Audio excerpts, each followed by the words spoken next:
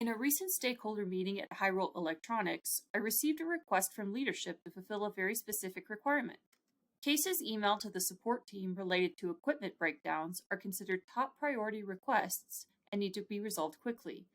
Further, this information needs to be closely tracked in Salesforce in case trends appear that need to be addressed at the manufacturing level. On a more granular scale, these cases need to be automatically set to high priority, need to be immediately escalated if 24 hours have passed and the issue hasn't been resolved, and multiple teams need to be able to monitor these cases in case of manufacturing issues or defects. Since Email to Case is already set up for Hyrule Electronics, I need to take several additional steps to complete the requirement. Create a new formula field for auto-escalation, add a validation rule that ensures that email cases related to breakdowns are high priority, configure an escalation rule based on the auto-escalation checkbox, and format a report that is shared with the manufacturing and design teams. Let's dive right into this. The first thing I'll need to do is create a new formula field on the case object, which returns as a checkbox. We'll call it auto-escalated. Now we can get started on the formula. Because we have 3 pick list fields that all need to be set in a certain way, this part's going to be easy. We're going to use isPickVal to first set the origin to email, and I'm using the double ampersand symbol to represent and in this formula. isPickVal for reason as breakdown, and isPickVal status as working. The final portion of the formula calculates whether the case was received 24 hours ago. For this, I'll use the created date, which is actually a date time field, followed by a less than symbol. In order for this to work correctly, I need to make sure the value on the other side of the operator remains in date time format, so I'll use the date time value of now, and then subtract 1 for 1 day from that created date. No errors, so let's save. Let's go and test it. Here I have 2 test cases, one from several days ago and one from today. Let's take a look at the first one from several days ago. So taking a look at this case, we see that the case reason is breakdown, the origin is email, and the status is working. So based on these 3 criteria that we set in the formula, auto-escalated should be checked, and it is. I will point out that the priority is currently set at medium, but we're going to fix that at a later point in this process. Let's check the other case. In this example, we see that the box is not checked because even though the status is set to working, the case reason is breakdown, and the origin is from email, the date time opened, or the created date, was less than 24 hours ago. So I expect that tomorrow, when we hit this same time, if this case is still set to working, the auto-escalated box is going to check and trigger the rest of our process. Let's move on to step 2, which will ensure that any case entering the system via email related to an equipment breakdown cannot be set to anything other than high priority. We'll take care of this with a validation rule. Salesforce validation rules will fire if the formula expression evaluates as true. So I want this to display an error if an emailed case of equipment breakdown is set to anything other than high priority. This suggests that we will need an OR statement, because either statement that we add to the validation rule will need to be true for the rule to fire. All right, so our final formula uses that OR function as well as AND functions to connect each of these pick list values. And it should fire, if we did this correctly, if we have origin email, reason breakdown, and if it's set to either medium or low. For our error message, we'll just keep it simple. Let's save and check our work. In this example, I'm returning to the case that was created today. We see that auto-escalated is not checked. However, it's showing that the priority is set to medium for this case. However, if I tried to open it, make any changes, maybe I'll just change the type and try to save it with that medium priority, it will not let me. If I set it to high, it saves correctly.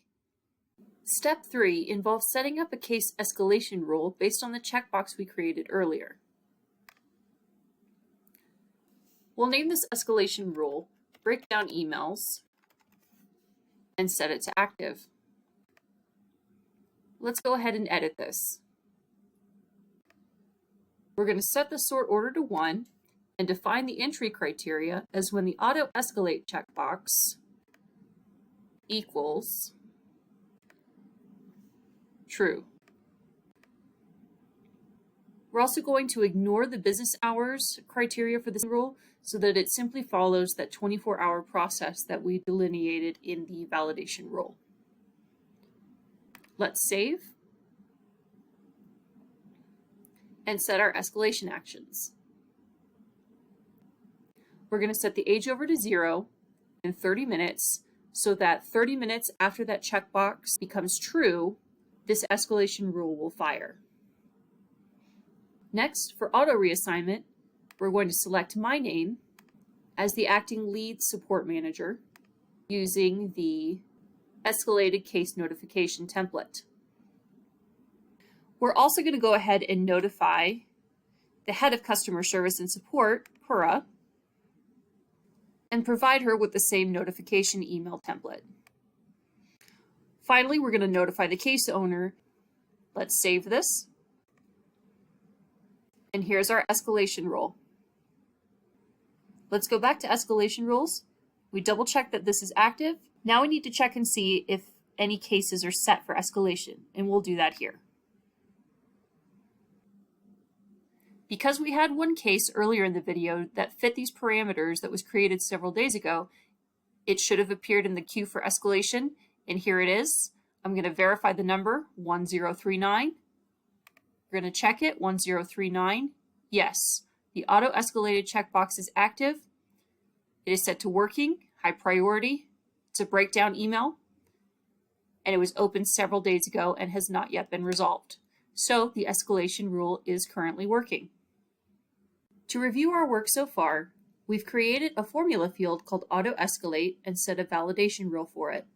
In addition, we've created an escalation rule to notify the manager and head of customer service that a high priority case has not been resolved within 24 hours. You might be wondering whether the checkbox and the escalation rule in tandem would be redundant.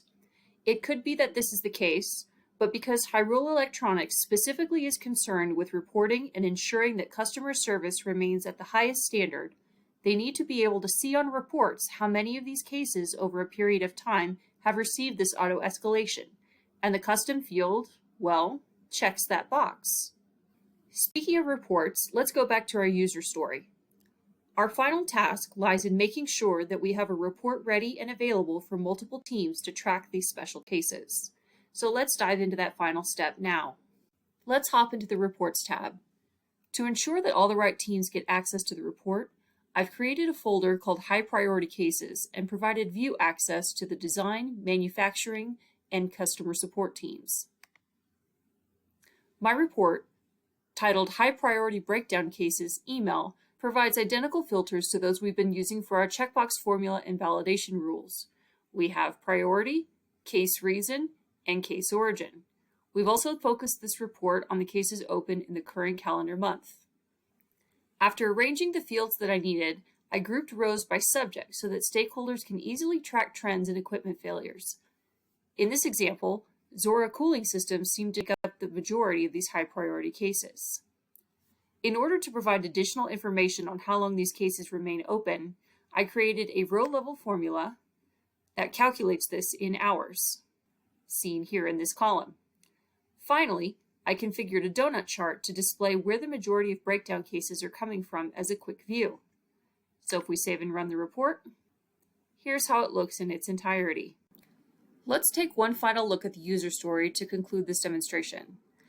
Our first requirement for acceptance asked that cases matching the criteria of breakdown and email be set to high priority.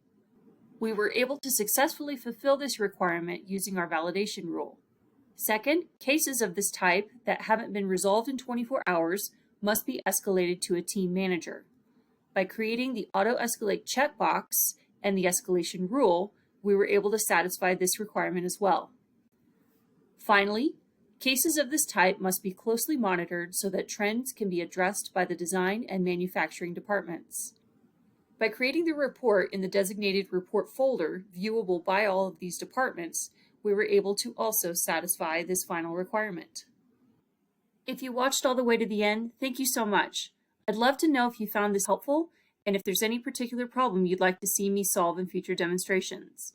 Feel free to leave a like, a comment, and if you want to see more of these videos in the future, make sure to subscribe.